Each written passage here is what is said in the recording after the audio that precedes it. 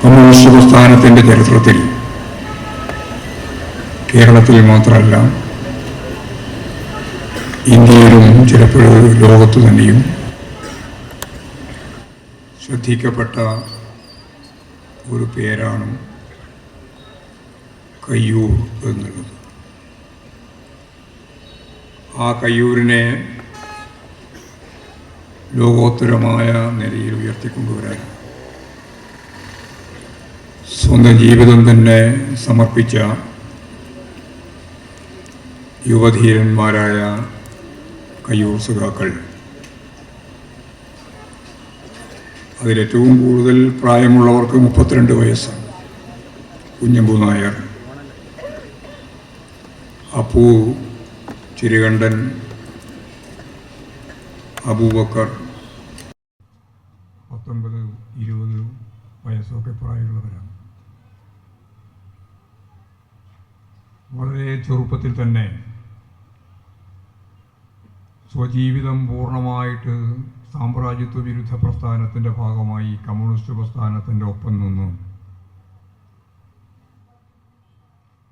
എല്ലാം സർവസ്വവും ത്യജിച്ച ധീരരായ രക്തസാക്ഷികളുടെ സ്മരണ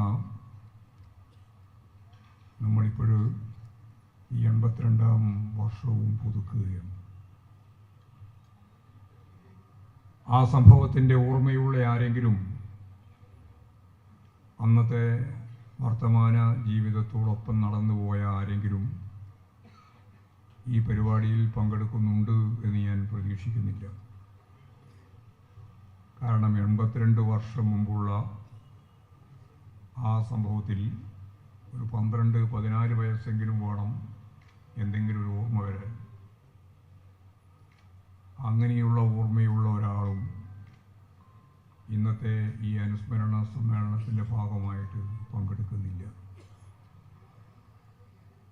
എന്നാൽ തലമുറയായി ഈ കയ്യൂരിൻ്റെ മക്കളെ,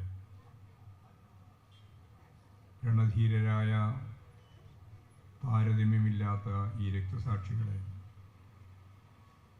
കേരളവും കമ്മ്യൂണിസ്റ്റ് പ്രസ്ഥാനത്തെ അതീവ ഗൗരവത്തോടെ കാണുന്ന എല്ലാവരുടെയും മനസ്സിൽ കയ്യൂർ രക്തസാക്ഷികൾ ഇന്നും ജീവിച്ചിരിപ്പുണ്ട്.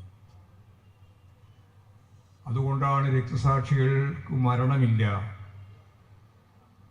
അവർ നമ്മളിൽ ഓരോരുത്തരിലുമാണ് ജീവിക്കുന്നത്. ഒരു ഭൂതകാലം എല്ലാ പ്രസ്ഥാനത്തിനും ഉള്ളതുപോലെ കമ്മ്യൂണിസ്റ്റ് പ്രസ്ഥാനത്തിനും ഉണ്ട്. ആ ഭൂതകാലത്തിൻ്റെ അനുഭവങ്ങളിൽ നിന്നാണ് വർത്തമാന കാലഘട്ടത്തെ അഭിമുഖീകരിക്കാൻ നമ്മൾ പ്രാപ്തി നേടുന്നത്.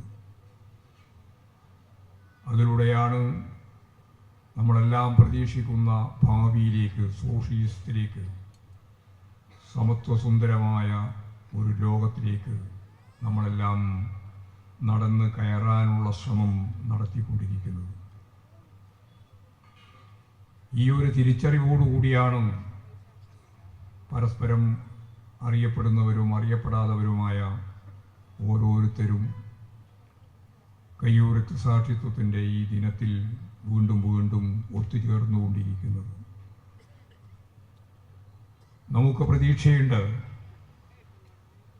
മാധ്യമ ശൃംഖലകളും ബൂർഷ്വാ രാഷ്ട്രീയ പ്രസ്ഥാനങ്ങളും എന്തെല്ലാം കള്ളപ്രചാരവേലകൾ നടത്തിയാലും,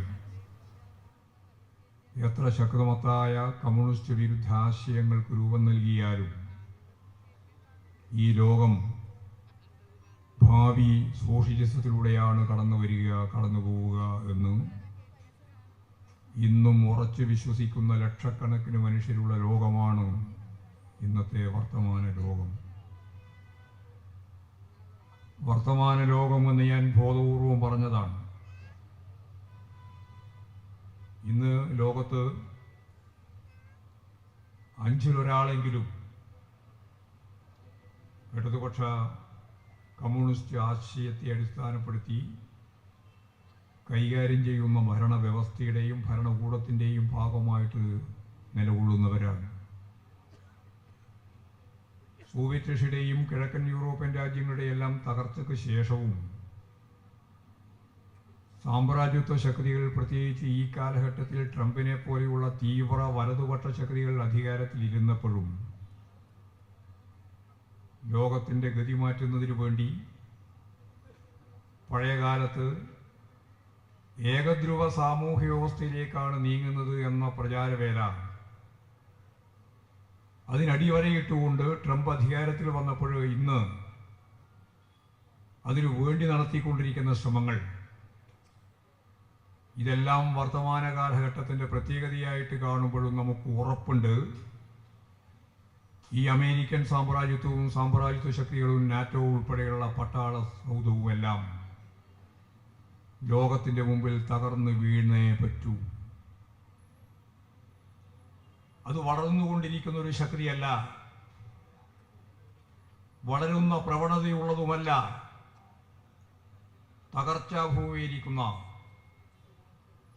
വലിയ രീതിയിലുള്ള മുതലക്കൂപ്പിലേക്ക്, തകർച്ചയിലേക്ക് നീങ്ങാൻ പോകുന്ന ഒന്ന് തന്നെയാണ് സാമ്രാജ്യത്വവും മുതലാളിത്തവുമെല്ലാം. ഇതിന്ന് ഈ പൊതുയോഗത്തിൻ്റെ ഭാഗമായിട്ട് ഞാൻ പറയുന്നതല്ല. ഒരു സോഷ്യലിസ്റ്റ് രാജ്യവും ഉടലെടുക്കുന്നതിനും 1917 അത്രയോ മുമ്പ്